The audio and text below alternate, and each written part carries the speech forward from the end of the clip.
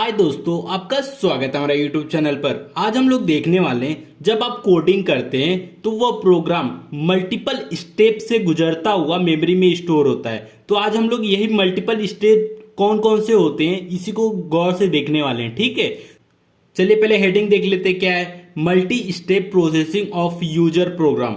ठीक है, user program जो हम लोग प्रोग्राम लिखते हैं उसके मल्टी स्टेप कौन से होते हैं प्रोसेस के। ठीक है, पहला है सोर्स प्रोग्राम। तो सोर्स प्रोग्राम क्या होता है, जब कोई प्रोग्राम, समझ लीजिए सी लैंग्वेज में आप कोई प्रोग्राम लिखते रहे, ठीक है, तो डॉट सी नाम से लिखते हैं। ठीक है, ये डॉट सी हमारा क्या होता है, सोर्स प्रोग्राम होता है। ठीक है, या कोई आप असेंबली मतलब हाई लेवल लैंग्वेज में लिख रहे हैं तो उसका समझ लीजिए डॉट असेंबल, मतलब कोई भी हाई लेवल लैंग्वेज है। ठीक है, तो उसके लिए दो जो प्रोग्राम लिखते हैं वो सोर्स प्रोग्राम होता है। ठीक है, तो कंपाइलर या असेंबलर क्या करता है, उस सोर्स मतलब जो हमारा सोर्स प्रोग्राम होता है उसको ऑब्जेक्ट मॉड्यूल में कन्वर्ट करता है। ऑब्जेक्ट मॉड्यूल मतलब जैसे कि ये हाई लेवल लैंग्वेज में होता है उसको लो लेवल लैंग्वेज में कन्वर्ट कर देता है। ठीक है, और ये लो लेवल लैंग्वेज में हमारा डेटा और इंस्ट्रक्शन होता है। ठीक है, तो इसको क्या बनता है, टी डॉट ऑब्जेक्ट फाइल। ठीक है, टी डॉट ऑब्जेक्ट फाइल, इसके अंदर क्या होता है, इंस्ट्रक्शन और हमारा डेटा होता है। ठीक है, इंस्ट्रक्शन और डेटा होता है। फिर उसके बाद आता है लिंकेज एडिटर। तो ये लिंकेज एडिटर क्या करता है, ठीक है, जैसे कि आप ऑब्जेक्ट फाइल अपना बना लिए, ठीक है, आपने जितना कोड किया था उसका इंस्ट्रक्शन और डेटा का मॉड्यूल बना लिए। ठीक है, फिर आपके पास जो जैसे कि ऑब्जेक्ट प्रिंटफ स्कैनर जो हमारे लाइब्रेरी फाइल होते हैं उसको भी ऐड होना करना पड़ेगा ना, क्योंकि उसका भी कोड जब तक, ठीक है, इस सिंटैक्स करेक्टनेस के लिए कंपाइलर तो चेक कर लिया, लेकिन उसके अंदर जो प्रिंटफ स्कैनर का काम है वो तो हमारे लाइब्रेरी फाइल में होता है। तो ये क्या है, हमारे लाइब्रेरी फाइल है।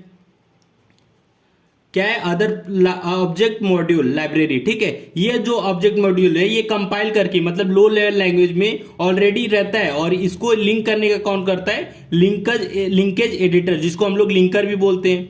ठीक है, लिंकर भी बोल सकते हैं। तो ये लिंकर क्या करेगा, दोनों ऑब्जेक्ट फाइल को लिंक कर देगा। ठीक है, और लिंक करके लोड मॉड्यूल बनाएगा। लोड मॉड्यूल का मतलब क्या होता है, डॉट .exe एग्जीक्यूटेबल फाइल बनाएगा। ठीक है, मतलब हमारा प्रोग्राम अब एग्जीक्यूट हो सकता है। ठीक है, फिर ये एग्जीक्यूट करने के बाद ये एग्जीक्यूटेबल फाइल को कौन करेगा, लोडर क्या करेगा, मेमोरी में लोड करेगा। ठीक है, ये देखिए लोडर क्या करेगा, मेमोरी में लोड करेगा। ठीक है, लोड करने से पहले कुछ सिस्टम लाइब्रेरी रहेंगे ना तो उसको भी ऐड कर लेगा। ठीक है, फिर उसके बाद वो लोड करेगा।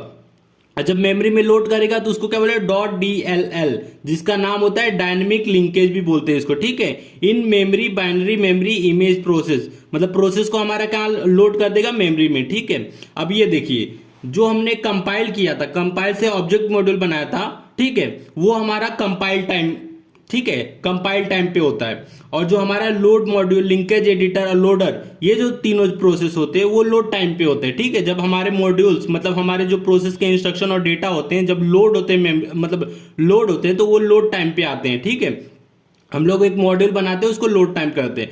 और जब हमारा सारा मतलब एग्जीक्यूटेबल फाइल बन जाता है तो उसको लोड करते हैं जब मेमोरी में, तो उसका जो काम रहता है वो होता है रन टाइम पे होता है। ठीक है, तो आप समझ गए होंगे multi step processing of user program. तो वीडियो अच्छा लगा तो प्लीज वीडियो को लाइक और हमारे चैनल को सब्सक्राइब करें।